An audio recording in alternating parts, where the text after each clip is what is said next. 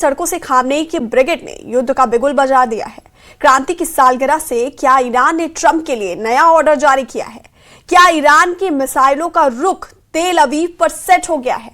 47 साल बाद ईरान की सड़कों से एक मैसेज क्लियर है।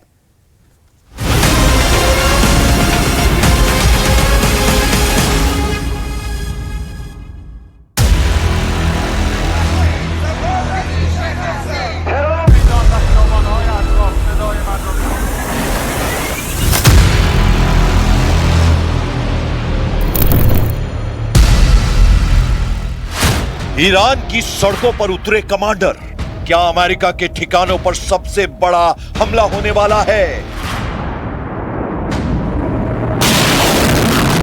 तेहरान की सड़कों पर बैलिस्टिक मिसाइलों की तैनाती, क्या तेल अवीव पर मंडरा रहा है तबाही का साया?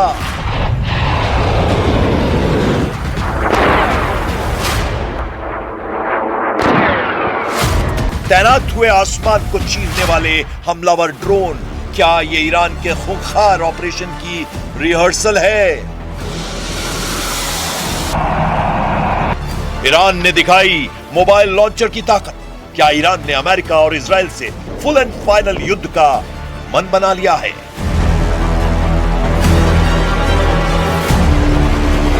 तेहरान की सड़कों पर जन सैलाब, क्या जश्न के बहाने जंग का पैगाम दे रहा है ईरान?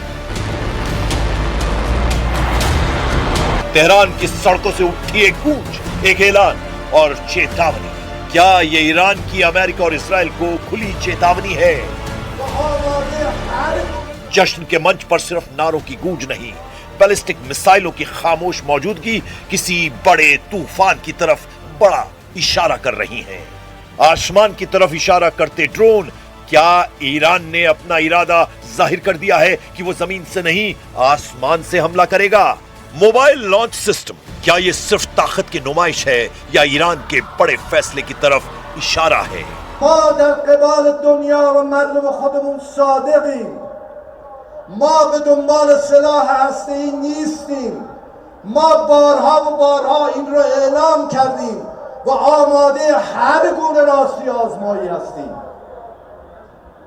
دیوار بلند بی‌اعتمادی رو که آمریکا و اروپا در قبال اون حرف‌هایی که می‌زدند ایجاد کردند اجازه نمیده که این گفتگوها به نتیجه برسه.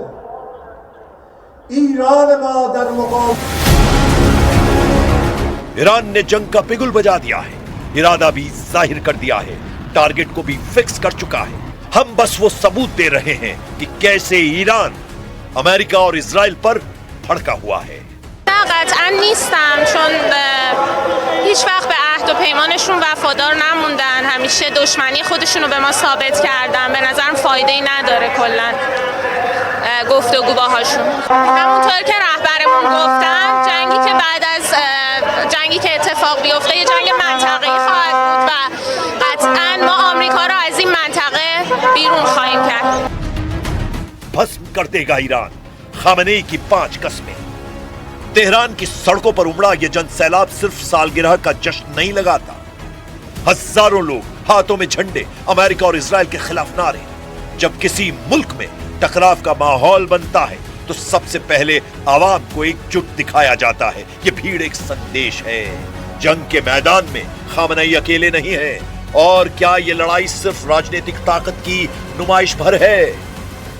مطمئن مردم خوب میدونن دوست رو از دشمن تشخیص میدن و میدانن نتیجه کمک‌های آمریکا شد سوریه، نتیجه کمک‌های امریکا شد افغانستان، نتیجه شد تو عراق دیدیم، نتیجه شد توی در واقع میدانیم که برای اینکه دشمن مایوس بشه باید قوی بشیم، باید رو زانوی خودمون دست بگذاریم و بلند بشیم. مطمئنم این قدرت رو داریم. जश्न के बीच सभी का ध्यान खींचती ये बैलिस्टिक मिसाइलें, दुश्मनों के ठिकानों को एक पल में तबाह करने की ताकत और इन मिसाइलों की मोबाइल लॉन्चर पर तैनाती। जंग से पहले ऐसी मिसाइलें तेजी से तैनात की जा सकती हैं और दूर बैठे दुश्मन का काम कब तमाम कर दे पता भी नहीं लगेगा। तो क्या सिर्फ चेतावनी है या तैयारी है जंग की? آخه اونا قابل اعتماد نیستن. هر چیزی گفتن دفعه قبلم که همین بود. تو مذاکره بودیم که اون کارو کردن و این خیانت رو کردن و زدن. میخواد ایران رو غارت کنه. این ذخایر نفتی و کلی ذخایر دیگه‌ای که داریم دنبال غارت ایناست که بیاد این آش و باجاش برداره و بعد به तेहरान की सड़कों पर दिख रहा फ्लाइंग विंग ड्रोन जंग का सबसे खामोश हथियार और ईरान की सबसे बड़ी ताकत। ऐसे ड्रोन लंबी दूरी तक उड़ान भरते हैं और टारगेट पर सटीक निशाना लगाते हैं। यूक्रेन से जंग में रूस ने ईरान के इसी ड्रोन का इस्तेमाल कर बड़ी तबाही मचाई थी। अब सवाल यह है कि ईरान ने ये ड्रोन सिर्फ ताकत दिखाने के लिए लगाए हैं या उसके मिलिट्री ऑपरेशन की तैयारी का हिस्सा हैं। ट्रक पर लगा ये कैनिस्टर बेस्ड लॉन्च सिस्टम तेज और अचानक तैनाती के लिए जाना जाता है। ऐसे सिस्टम दुश्मन को पहले से संकेत दिए बिना एक्टिव हो सकते हैं। जब हथियार खुले मंच पर इस अंदाज में दिखाए जाएं तो वो सिर्फ प्रदर्शन नहीं, ये इरादा और इशारा दोनों है कि हम जंग के लिए तैयार हैं। ईरान की लीडरशिप का लहजा भी कम सख्त नहीं है। झुकेंगे नहीं, ज्यादती बर्दाश्त नहीं करेंगे। एक तरफ बातचीत की बात तो दूसरी तरफ सड़कों पर हथियारों की ताकत। ये दोहरी रणनीति है, डिप्लोमेसी भी, दबाव भी।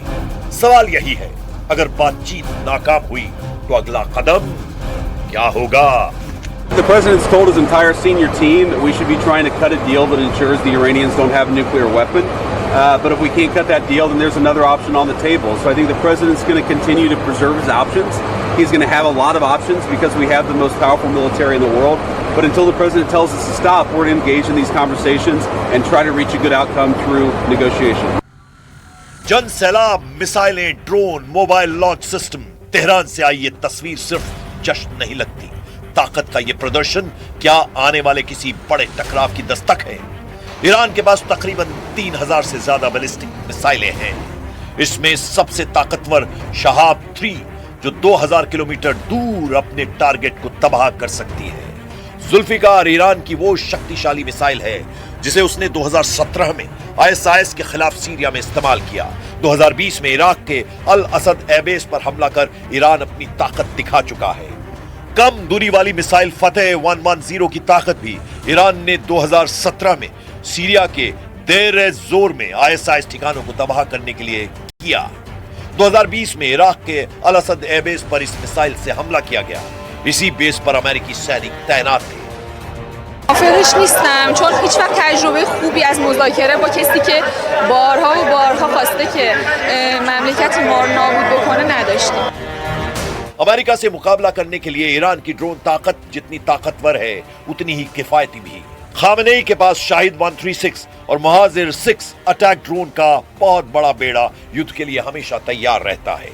जंग से पहले अमेरिका के खिलाफ खामनेई अपनी ताकत दिखा चुके हैं। अमेरिका भी जानता है कि ईरान से जंग लड़ना इतना आसान नहीं होगा।